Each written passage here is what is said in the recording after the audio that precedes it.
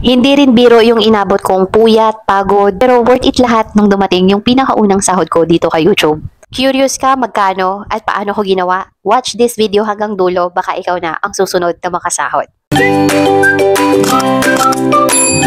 Welcome back mga ka-creators. Kung bago ka sa channel ko, ako si Jem at nagbibigay ako ng mga tips para sa mga aspiring YouTubers. For today's episode, another inspiring video ang isi-share ko sa inyo.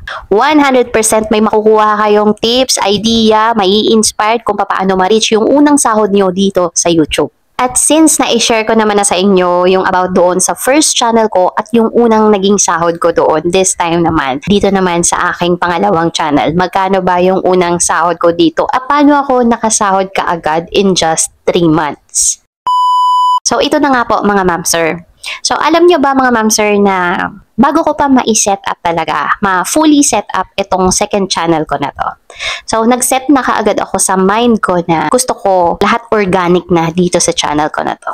Even the views, subscribers, watch time, lahat, everything organic na.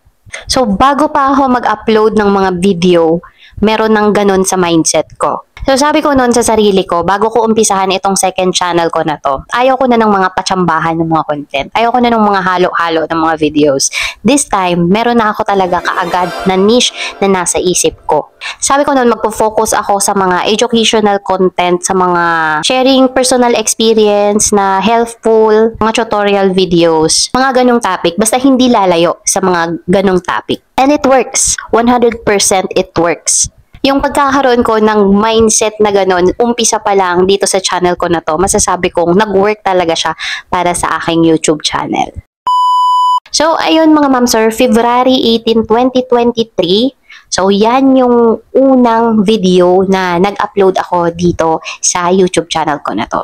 Nabanggit ko rin nga doon sa mga previous content ko na yung unang video na yan, dyan din ako nakahakot subscribers ko. At watch time, no, malaki yung naitulong ng unang video na yan, no, sa pag-abot ko ng requirements kay YouTube. Actually, sa video na yan, nag-share lang talaga ako dyan ng actual talaga na naging experience namin sa pagkuha ng bahay kay Pag-ibig. And hindi ko ina-expect na maraming makaka-relate at maraming magkaka-interest sa content ko na yon. Alala ko noon, bago ko i-upload yung video na yan, nasa 8 subscribers lang yata ako or 12 subscribers kung natatandaan ko. Dahil nga gusto nating maabot yung requirements kay YouTube at hindi biro yung 4,000 watch hours. So, nag-isip ako ng paraan paano mapapabilis. Since maganda ang views ng unang video ko na yan, gumawa ako ulit ng content na katulad yan at ginawan ko ng part 2 at part 3. At naging okay naman. Kahit papano, malaki rin yung nadagdag sa watch time ko during that time at subscribers ko. Now, month of April 2023, nag-upload ako ng isang video. Actually, nag-share din ako ng naging experience namin, actual experience talaga namin about dropshipping. Ito yung content na yon. Hindi ko rin ine-expect na maraming makaka-relate dyan and hindi ko ine-expect na dadami rin yung views niyan. At sa pamamagitan din ng video na yan, konting-konti na lang talaga marireach ko na yung mga requirements dito kay YouTube. As of June 13, 2023, so ayun na nga, nag-apply na tayo for monetization at na-approve naman tayo. May na-receive tayo na email na na-approve na tayo for monetization dito kay YouTube. And by that time, guys, sinasabi ko sa inyo, sobrang sarap sa feeling na araw-araw makikita mo na meron ng kita na pumapasok doon sa kada video mo. So, ayun mga ma'am sir, month of September 2023, at doon ko na nga na-receive yung pinakaunang sahod ko dito sa channel na to. Actually, mga ma'am sir, August pa lang, na-reach ko na yung threshold na $100. Ang nangyari kasi, na-delay lang yung Google PIN. So, 2 beses akong balik-balik sa post office na malapit dito sa amin. Doon talaga ako natagalan sa Google PIN. Kasi nga, bago mo makuha yung unang sahod mo dito kay YouTube, kailangan mo nang ma-verify yung address mo. So, kinakailangan ng Google PIN. So, since nakuha ko naman na yung Google PIN ko, inaantay ko na lang ma-approve yung verification ko. And yun na nga guys, nung na-approve na, so waiting na lang ako doon sa date ng sahod para pumasok na doon sa aking account. So, ayun guys, para sa kaalaman ninyo, yung aking first ever salary or sahod dito sa YouTube channel ko na to ay nasa $130 and that was 7,400 pesos. Ayan, hindi siya million guys ha, baka iniisip nyo million kaagad. So, hindi siya million pero para sa akin, priceless siya.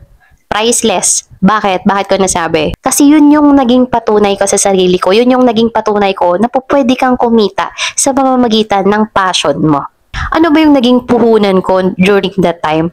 Cellphone lang naman. At ang gamit-gamit ko noon na mic, sira-sira pa. Sobrang hina. And sobrang labo pa talaga ng camera ko nun. Pero kasi kung gusto mo talaga yung ginagawa mo, passion mo yun, walang mahirap sa'yo eh. Walang imposible. Para sa mga baguhan dyan, sa mga aspiring YouTuber, tandaan ninyo na yung unang sahod ninyo dito kay YouTube, hindi lang siya pera eh. Hindi mo siya tinitingnan lang as money. Simbolo siya ng effort, consistency, at tiwala mo sa sarili mo.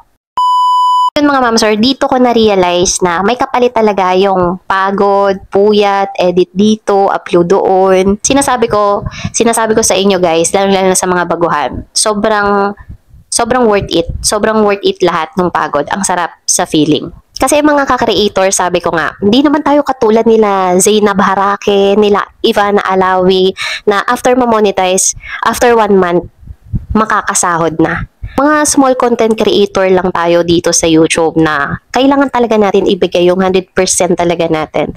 Hard work, consistency, passion. Siyempre, hindi naman agad-agad na makakasahod talaga tayo dito sa YouTube. Sabi ko nga sa inyo, naranasan ko rin yung puyat, pagod, 'di ba? Upload dito, edit doon. Kung iniisip mo na mahirap, totoo na mahirap, pero hindi imposible. Kung iisipin mo, ang requirements kasi ni YouTube ay 1,000 subscribers and 4,000 watch hours sa loob ng 12 months or sa loob ng 1 taon.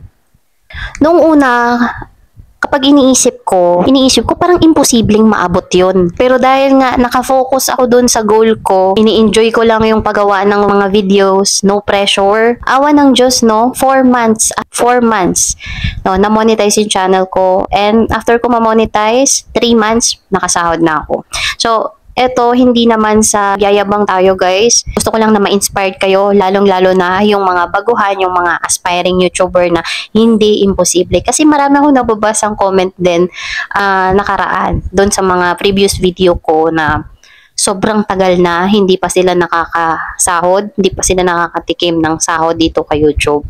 Baka meron kayong kailangang baguhin sa style ninyo, sa diskarte ninyo as a content creator dito kay YT. Why not? Why not na mag-explore tayo kung yun yung way para makasahod kayo dito kay YouTube? Huwag kayong matakot mag-explore, huwag kayong matakot mag-experiment. Isa yan sa mga advice ko, lalong-lalo na sa mga baguhan.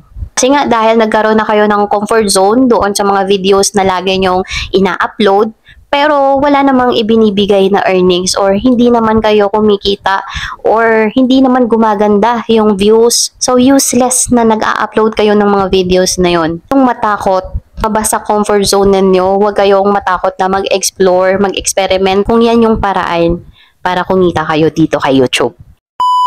So, ayun mga ma'am sir, I hope nakatulong sa inyo yung mga tutorial videos natin. Gusto ko lang din magpasalamat sa mga supporters natin, mga loyal supporters, viewers, mga bagong subscribers natin, or mga lumang subscribers natin na hanggang ngayon ay nagsusupport pa din sa atin.